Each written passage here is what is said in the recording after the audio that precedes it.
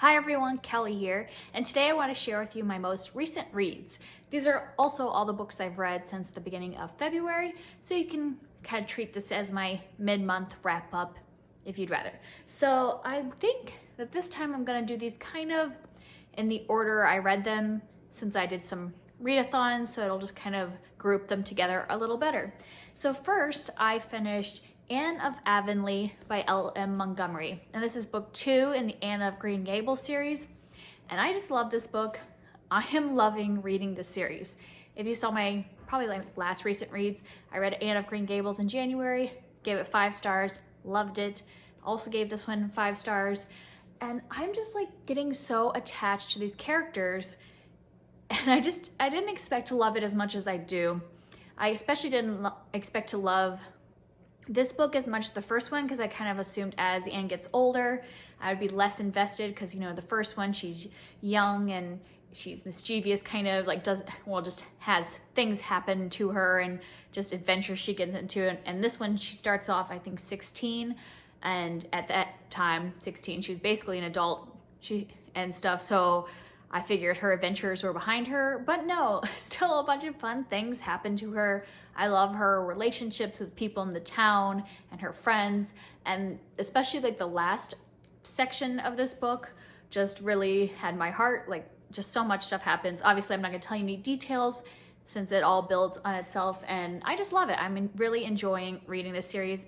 And then next I read Keeper of the Lost Cities, Neverseen, which I believe is book 4. Yeah, book 4, The Keeper of the Lost Cities by Shannon Messenger. And I'm just really loving this series. They aren't really big, and I don't think they needed to be this big. And that's probably about one of the main downfalls, that I just like look at these big books and I'm like, no, I can't pick one up, but they do read really well. Like, I'm enjoying every single book so far. The second book in the series was not one of my favorites. It was still 4 stars, but it wasn't like my favorite. But every other book has been 5 stars. This one was 5 stars. Again, I'm just enjoying every single book. Opens up new parts of this world. Obviously, since the 4th book in a series, I can't really tell you what happens in this one. If you haven't heard of the series at all, we are following a girl named Sophie, who I believe is 12 in the first book, and she discovers that she's not just a normal human and ends up in this like new school, in this new world, new friends, and just lots of stuff happening. I wouldn't say there's like everybody in this world has like special abilities and stuff like that, so there's a lot of magic type things happening. I don't think you would call it magic. It is more just like special powers, but there's so much stuff happening. And book 3 got pretty serious, of like kind of dangerous things happening, and we're following that, how things are getting pretty serious for Sophie and her friends. I'm just getting like so absorbed into the characters in the series, except for Sophie, which seems weird, but for some reason I just really don't like the main character in the series. She just, I don't know how to describe her, but she kind of, like, I don't want to call her like the special snowflake. I don't think that's necessarily a fair moniker for characters like this, but she's just so indecisive, and she has trouble following and trusting her friends, even when they've proven that they can be trusted. And so she just drives me nuts. But all the other people in the book, I just love the other characters, like all of her friends and the adults that she interacts with. So I'm continuing it for all the action and the other people and the characters, but I don't really love our main character, unfortunately, sad to say. But I'm very excited to be picking up the next one in this. I will probably pick it up in March because it's middle grade March, so I'll definitely be picking up lots of middle grade books. So I'm excited to continue that series. There's 9 books in the series. I don't know if that's like the end of it or if it's still going, but I am excited to continue on to the 5th book. And then we started Contemporary-a-thon. So last week was I'm trying to think of when this comes out. Yes, so last week was the Contemporary-a-thon, which was just a week of reading contemporary novels. And the first one I did for Contemporary-a-thon was an audiobook. I listened to Would Like to Meet by Rachel Winters. And this was a pretty disappointing start to the readathon. I just didn't really like this book as much as I expected it to. It just sounded really cute by the description.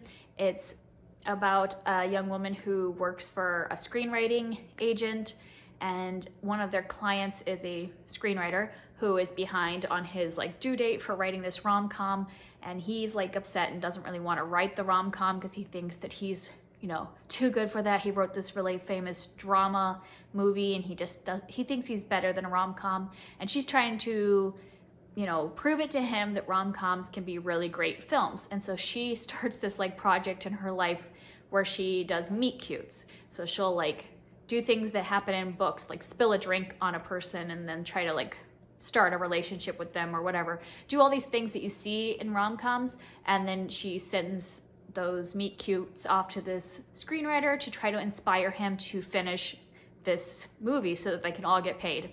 And it sounds like a really cute book, but I just did not like it. I don't know what it was about it exactly. Like, I think there was just something about the writing in general. The way she wrote it, it just felt very choppy. Like, we didn't really transition, like it didn't flow well from scene to scene in the book. I felt like the transitions were really off, and sometimes I was like, what's going on now? Where are we in the story? Which sounds bad because it's not like it's a fantasy where there would be confusing things. We're just following this screenwriter agent. Like, it's not hard, but it just did not feel like it flowed.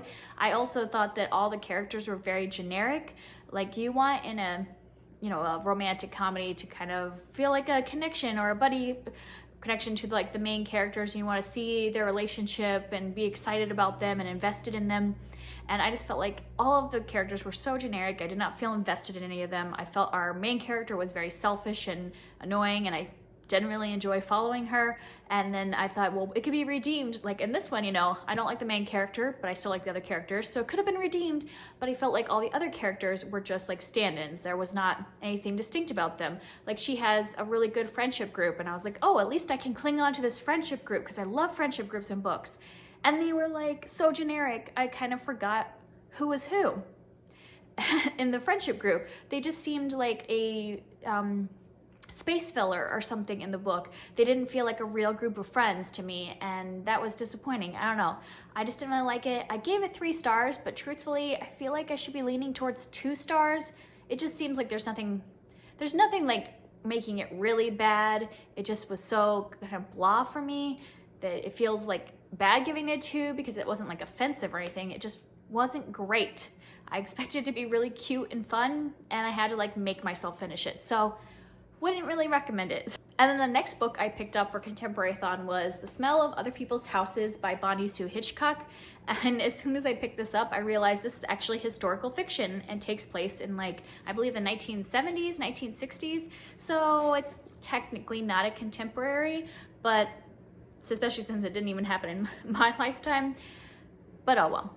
I still read it for Contemporary-thon, and I'm going to count it for that readathon, and I'm glad I finally read this. This was one that, like, in my keep, read, or unhaul, you guys voted for me to read Jane Eyre, which I am reading. I'm just taking my time. But I said if whatever you voted for second, I would read it, and this was the second one. So I did read it. I'm glad. I've owned it for 2 years, and I finally read it. And it's a really short book. I don't know why I hadn't got to it.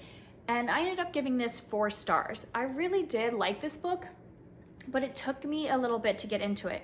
So when I read the first couple chapters, I thought I wasn't liking it, and at first I almost DNF'd it, and I'm glad I kept going because I think this is one of those where I could have DNF'd, but like what I enjoyed about it was kind of like seeing how the arc happened in the story. It's not like I was connected from the very beginning. It was really seeing how the characters came together and how they're connected and how they grow as characters throughout the book, and also just seeing more in depth about their lives. And at first I just didn't feel it, but as it went on, I got like really connected to the characters, really wanted to see what was happening in their lives.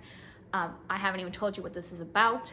This is about a group of teens. I guess they're all like in their teens. We're following different perspectives.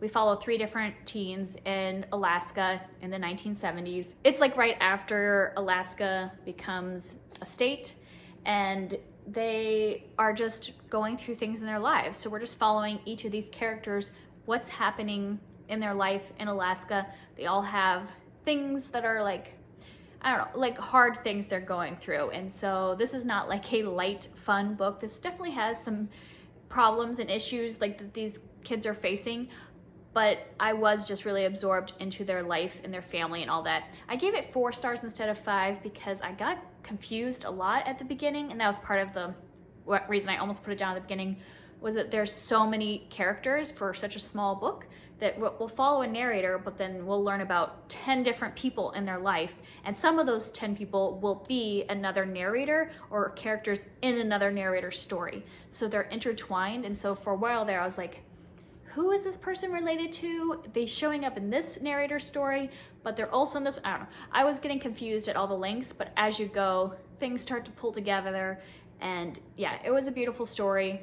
I really enjoyed it, and I hope that she writes more books, because I did overall think it was really good and would continue to recommend it. And then next I picked up a new release. I picked up Tweet Cute by Emma Lord, and this I believe came out in January, So it came out in January, and this was a super cute book. I ended up giving it 5 stars because it was just everything that I wanted in this book in a cute, like, romantic young adult story. So basically this is just the movie You've Got Mail, but as a book and with teenagers as the main characters. Like both these teenagers, the girl is Pepper and the guy is Jack, and both of them are having a like kind of anonymous online talk, just like on You've Got Mail, where they're texting each other in this app and they don't know who each other are. But then in real life, they are also having a Twitter war because each of them are in charge of the Twitter page for their family's business, which are both restaurants, and the restaurants are having a bit of a rivalry and a bit of a Twitter war happening. So obviously they don't like each other in real life because they are fighting each other's like family businesses. So yeah, exactly like You've Got Mail, but it's a super cute romance. I really enjoyed it. I liked that there was also stuff happening in their lives. Like we were seeing a lot of their relationship with their parents or siblings and what they like to do in their free time, things that because they're also, I believe, seniors or juniors. They're at the point in high school where they're trying to figure out what they're doing next with their lives, what they're going to study in college, if they're going to go to college. And so I enjoyed all of that plot line. Yeah, it was just kind of the perfect little fluff, fun romance slash what to do next in high school, growing, coming of age kind of story. Yeah, I feel like I'm just babbling. That was like a lot of like blah, blah, blah together, but I loved it, and I would highly recommend it if you like those kind of cutesy YA romances. And the last book I want to talk about is Origin by Dan Brown. This is the 4th book in the Robert Langdon series, where he's like the symbologist that tries to, you know, there's always like a thriller and like things happening, and he's running for his life, and he uses symbology to save himself and whoever's with him. There's always a woman with him. I don't know. It always follows the same formula in every single book. I liked the first 2 books in this series, and as it went on, I didn't like them as much, and now I'm at the point where I think this is it. I'm not going to continue on with the series anymore. I did pick this one up because a friend gave it to me, so I thought might as well just read it. They're usually entertaining. The thing I like about Dan Brown's books is that he uses real life places like architecture and art. And so while I'm reading this, I look up those places and items and I can learn a little bit. So like there's a lot of art talk in this one. They're in Spain, so they're at the Guggenheim and the Bilbao Guggenheim. And so like we learn about a lot of the art pieces in there. So I was looking them up, and a lot of the famous architecture in those areas of Spain that they're at. So I like that aspect of the books, but other than that, this one, I just didn't really enjoy it. I felt like he's run out of stories and was just using conveniences. And the reason is, in this one, Robert Langdon has this AI computer basically, like that he is helping him along the way. And it is just a way, I think, for the plot to be lazy. So, you know, in some of the past books, our main character had to kind of like figure out how to get out of a situation, how to use his intelligence to, you know, get out of life and death problems and all that. So it seemed more interesting. But in this one, it's like, oh, they need to escape this room. Let's call up the AI and he will get us out magically. So it just felt like way too convenient, just lazy plotting, because it never felt like there was anything at stake. I never worried for the life of our main characters because there was an AI that can magically do anything because he's a super intelligent computer. Yeah, so it just didn't really work for me. Plus there were several times throughout this when I was like laughing out loud and rolling my eyes about the ridiculousness that was happening. And it was just beyond what I would call just pure entertainment. You know, like sometimes you just want to read a book like this just for entertainment value, it's fun or whatever, but this one just went way too far into the ridiculous. So yeah, I only probably finished this one because I was listening to it. I picked up the audiobook and the narrator had a really nice voice that I enjoyed listening to, so I just kept listening, where if I had been reading this physically, I probably would have put it down. I'm gonna give it 3 stars because I don't think there's necessarily anything inherently wrong with this. You kind of know what you're getting when you go into a Dan Brown book. At this point, I'm done with this series after this one. I don't know if he's gonna write anymore in this series, but yeah, I'm done. I'm probably done with Dan Brown in general.